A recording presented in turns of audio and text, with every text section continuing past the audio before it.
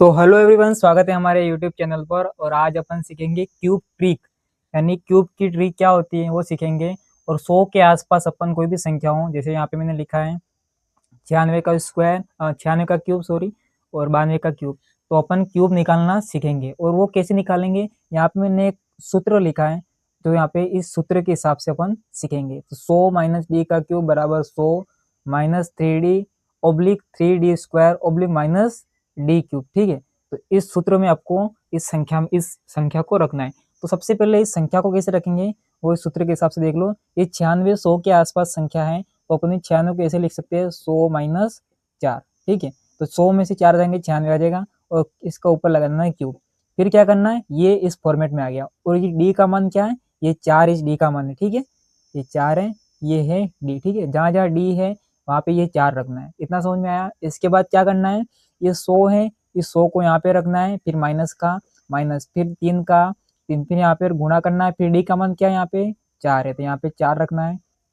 फिर ये ओब्लिक वापस कर दो, फिर यहाँ पे 3 का 3, फिर गुणा, फिर डी का मान क्या है, यहाँ पे 4 है, और यहाँ पे डी का स्क्वायर है, तो 4 का स्क्वायर करना कितना होगा 16, तो यहाँ पे 16 करना है। फिर वापस ओब्लिक, फिर माइनस का माइनस। अब यहाँ पे वापस डी है, तो डी का मान क्या है 4 है, और यहाँ पे देखो डी का क्यूब है, तो यहाँ पे भी 4 का क्यूब करना है, कितना होता है 64। इतना करना है। इसके बाद बस गुणा करना है। और एक और आगे एक छोटी सी एक और कॉन्सेप्ट है, उसको समझ लेना। 100 का 100 लिखना है, माइनस का माइनस, फिर 4 का गुणा 3 से करना है 12, फिर वापस ओब्लिक करो, 16 का गुणा 3 से कितना होता है 48, फिर माइनस 64। ठीक है, अब 100 में से 12 को घटाओ, कितने बचते हैं 88, फिर वापस ओब्लिक करो, फिर 48 का 48, फिर माइनस 64।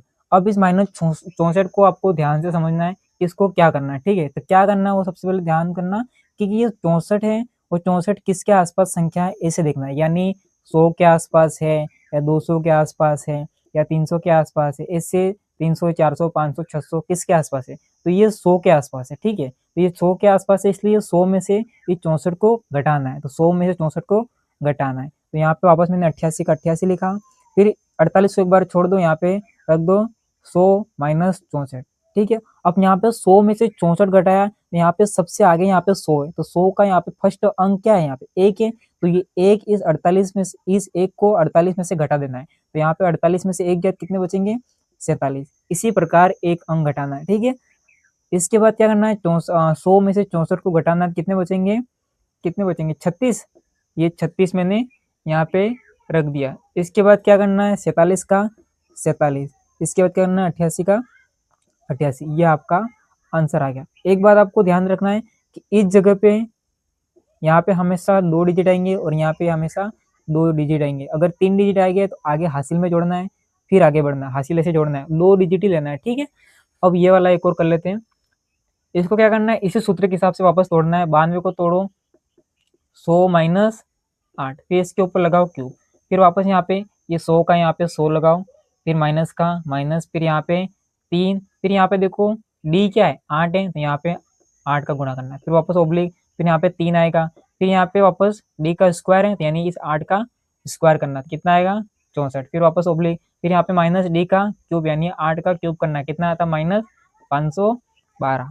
बस इसको अब गुणा करना है, 16 करो, चलो 100 का 100 रहेगा, और 8 का पारा 3 बार कितना आता है 24, यानी 100 में से 24 का कितना बचता है 74, फिर वापस ओब्लिक, फिर 64 का गुणा 3 में करो, तो 3 चौके 12, 12 का 2 हासिल है, और 6 3 18 और 1 19, 192, फिर माइनस 512। अब यहाँ पे वापस देखो, ये आपको अच्छे से समझ में आएगा, माइनस 512 है, यानी ये 512 किसके आसपास है वो देखो, यानी 500 तो 500 से बड़ी है, 500 के बाद क्या आता है 600, यानी 600 के आसपास है, यानी ये 600 में से 512 घटेंगे। ठीक है, तो ये 600 में से घटाओ, तो ये 76 का 76 यहाँ पे एक बार लिख दो ऐसा, फिर ओब्लिक, इसको छोड़ दो एक बार यहाँ पे 600 में से 512 घटाओ।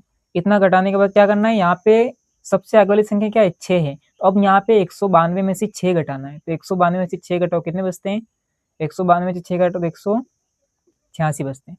आया समझ में। अब यहाँ पे वापस 76, 186, और 512 में से 512 में 600 घटाओ, कितने बचते हैं 88, कितने बचते हैं 88। अब यहाँ पे ध्यान से देखना, मैंने क्या बोला था, हमेशा 2 डिजिट ही लेना है। ठीक है, यहाँ पे भी 2 डिजिट, यहाँ पे भी 2 डिजिट, इन दोनों जगह 2 डिजिट लेना है, और इसके आगे कितने भी डिजिट है कोई फर्क नहीं पड़ेगा, ठीक है। तो यहाँ पे 88 का 88, यहाँ पे 2 डिजिट ही है। इसके बाद यहाँ पे 2 डिजिट लेने, यानी ये 2 डिजिट 6 8 एक है, इसको आगे हासिल में जोड़ना है। 74 में एक हासिल जोड़ते कितने होते हैं 77। यह आपका आ गया आंसर 778688, ठीक है। इसी प्रकार मैं आपको एक क्वेश्चन आपको होमवर्क के लिए दे रहा हूँ, तो वो कौन सा दो आपको 98 का क्यूब। 98 का क्यूब, मुझे इसका आंसर कमेंट में करके बताना, ठीक है। इसी प्रकार वीडियो अच्छा लग रहा है तो वीडियो को लाइक करो, चैनल पे नहीं हो चैनल को सब्सक्राइब करो। जय हिंद।